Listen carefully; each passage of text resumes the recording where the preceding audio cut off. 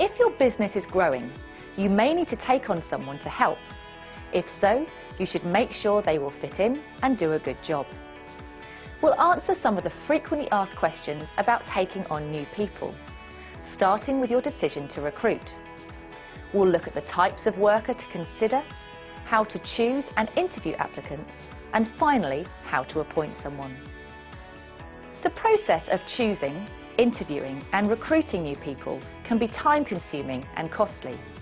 Being aware of the issues can help you to get it right from the start. So, how do you know when you need to take on new people? There will usually be some warning signs. For example, if you already have people working for you, do they often have to stay late to get through their workload? If so, chances are they'll also be complaining about their workload or showing more signs of tiredness or illness than usual. Perhaps there's a steady increase in sales, or you've spotted an opportunity that you can't manage unless you take on additional people. You might have reviewed your business plan and set yourself the goal of growing your business. These are all reasons why businesses decide to recruit. So, once you've decided to recruit, have you thought about the type of worker you need? There are several things to think about. For example, do you want extra staff to cover a short-term need? This is particularly relevant for seasonal businesses that have peaks at certain times, like over the summer or during school holidays. Maybe you've just received a big order or have a large project for a few months. Your options here include taking on agency workers or temps, employing someone on a fixed-term contract or using a freelancer.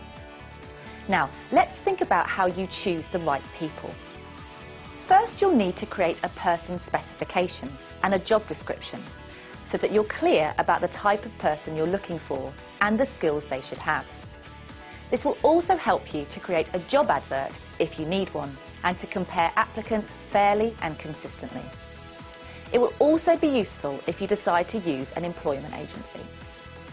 A person specification lists the knowledge, skills, qualifications or experience that are essential and those that are desirable for applicants to have.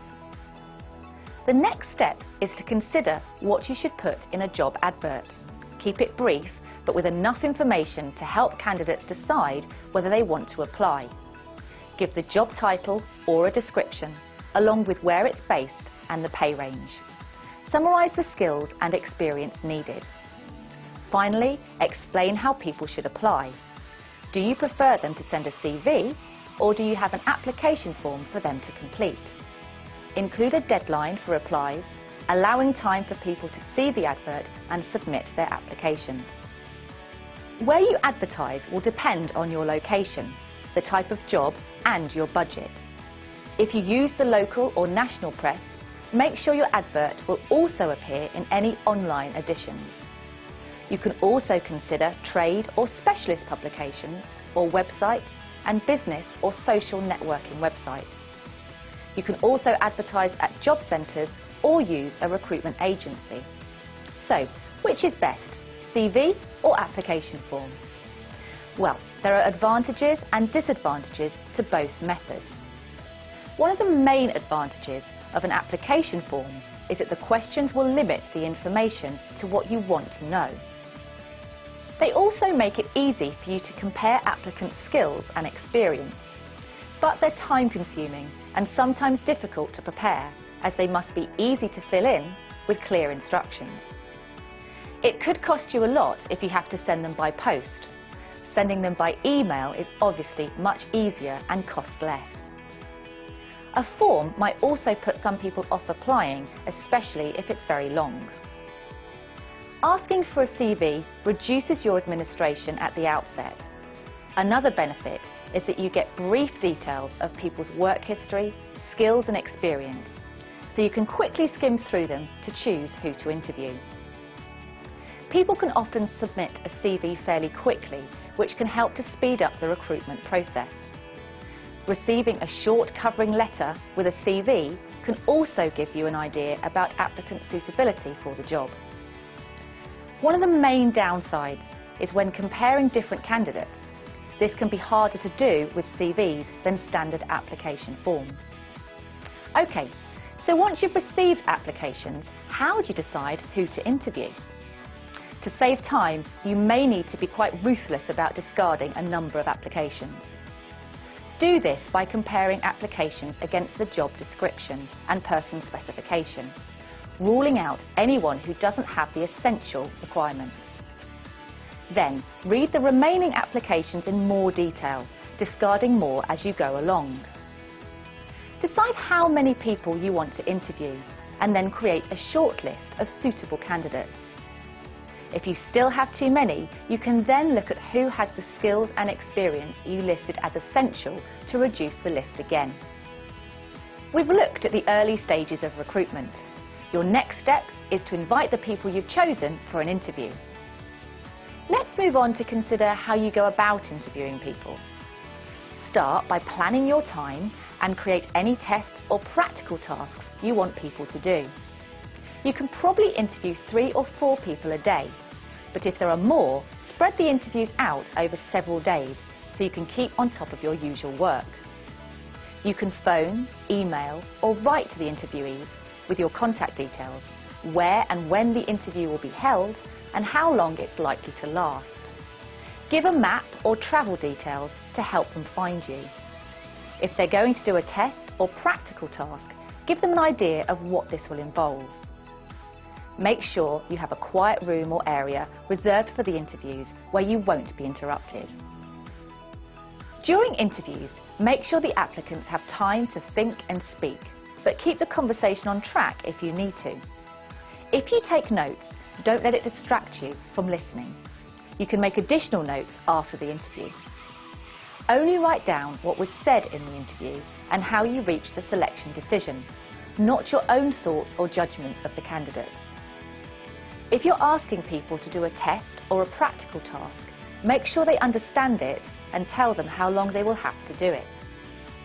For some jobs, aptitude or other assessment techniques like psychometric testing might be used. These are designed to assess things like how people work, what they would be like in a team and so on. This is a complicated area and you should take advice before using this type of assessment. Who you choose after the interviews will be up to you, based on measurable things like test results and interview answers, and also how they would fit in with your business and existing employees. You might also just get a feel for who would be best for the job. The more interviews you do, the more instinctive this will become.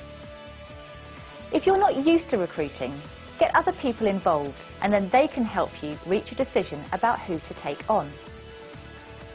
After your chosen applicant has accepted the job, don't forget to let the other interviewees know they've been unsuccessful. Once you've made your decision, what kind of pre-employment checks should you carry out? You'll need to check the applicant's identity and that they're entitled to work in the UK. A passport or other official identity document is usually best. You can check employment references either in writing or over the phone. Check qualifications too. You might need to find out how overseas qualifications equate to UK qualifications. Only complete health checks once you've made the job offer, and only if the individual must meet minimum physical requirements to carry out the job. How detailed the assessment is will depend on the job, and can range from simply checking the levels of absence in a previous job to a full health assessment.